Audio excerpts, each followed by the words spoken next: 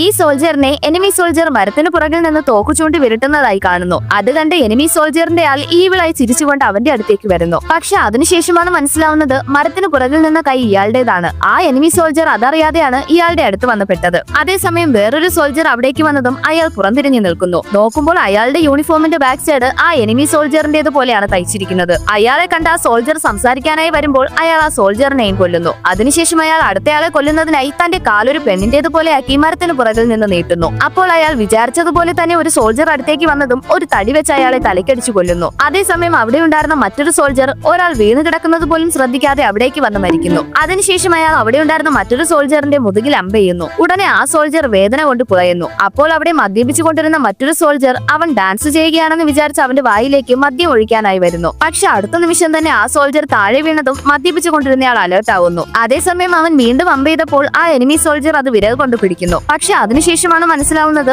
ആ അമ്പ് അവന്റെ പുറകിൽ നിന്ന സോൾജറിന്റെ നെഞ്ചിൽ തറച്ചിരിക്കുന്നു. അത് കണ്ടവൻ അവിടെ നിന്ന് പേടിച്ചോടുന്നു. അവിടെ ഉണ്ടായിരുന്ന എല്ലാവരെയും ഫിനിഷ് ചെയ്ത സന്തോഷത്തിൽ അയാൾ അവിടെ നിന്ന് പോകുമ്പോൾ അവിടെ അവനെ പോലെ യൂണിഫോം ഇട്ട ഒരാൾ ഇരിക്കുന്നു. അത് കണ്ട അയാൾ അയാളുടെ അടുത്തേക്ക് വേഗത്തിൽ പോകുന്നു. നോക്കുമ്പോൾ അവൻ അടുത്തെത്തിയതും അയാൾ അവനെ ഷൂട്ട് ചെയ്യുന്നു. അതിനുശേഷമാണ് മനസ്സിലാവുന്നത് അവനെ പോലെ അയാൾ യൂണിഫോം വെച്ച് അവനെ തന്നെ കുടുക്കിയിരിക്കുന്നു.